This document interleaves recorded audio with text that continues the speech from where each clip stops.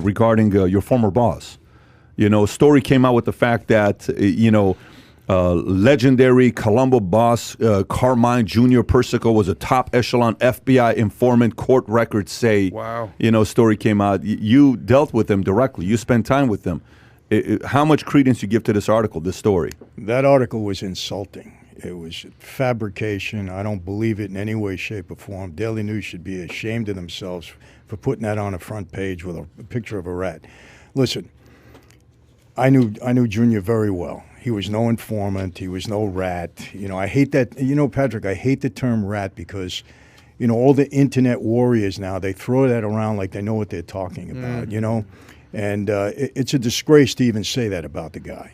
And listen, he was my boss. He also put a contract on my life when I walked away, so he wasn't happy with that move. But absolute nonsense. I'll read it to you. It says, official boss of the Colombo family on whose side Greg Scarpa, the Colombo Capo FBI informant, and Roy Lindley, DeViccio, Scarpa's FBI handler, were working. Carmine Persico was himself since decades early in the government's employ as a member of its top echelon informant program, wrote attorney David Schoen, who submitted a document in July in a Brooklyn federal court filing aiming at getting his client, one-time acting Colombo boss Victor Orina, 87, which we spent a lot of time talking about him, 87, out of prison on compassionate release. Persico died in 2019 at 85.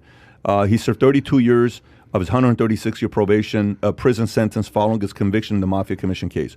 So you're saying there's zero credence to him being a rat? No, what they're saying there is Greg Scarpa, who we know was an informant for 20-some-odd years, might have been trying to, maybe he got some information out of Persico. Persico didn't know that he was an informant, Scarpa. So maybe some things coming from Persico were going through Scarpa to the government, not with Persico's knowledge. He didn't know that. By the way, Kai, do you have the Cigante comment from what do you call it, Rudy? If you're not from what Sammy and Michael said, because Rudy said something different about the chin. I don't know if you have it. Is this the one or it's a different one? This is the one? Okay, so we talked about chin, and chin's power, all that stuff. Rudy had a different thought. I'm curious to know what you have to say about what Rudy said. If you want to play it, Kai.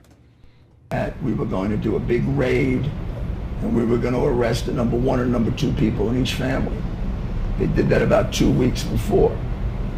Well, Gigante, who thought he was number two in the Genovese family, but he wasn't, because everybody hated him.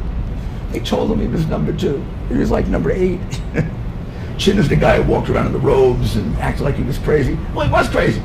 He was borderline personality disorder in the military. He was actually, I think, officially diagnosed as a paranoid schizophrenic. He was. Yeah. So, but he played it up. So this information comes out.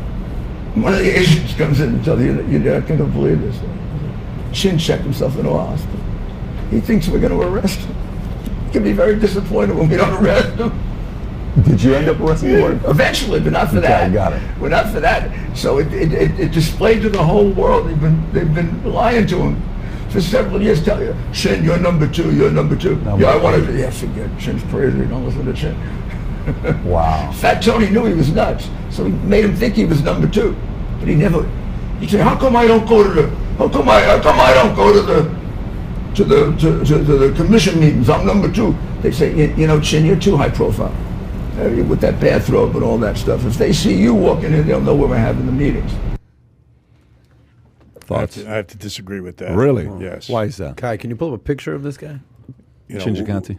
Chin was number one. Chin was number one. Absolutely. He was the real power behind the Genovese family. Did you ever have a dealing with him? Or? I did. Yeah. How was he as an individual? We walked down Houston Street together, and he was in his bathrobe, hair mussed up. He didn't shave. Go back, Kai. Slippers. Bathrobe. But he was as lucid and as intelligent as anybody could be. My father was thrown out in the military, being paranoid schizophrenic with homicidal tendencies.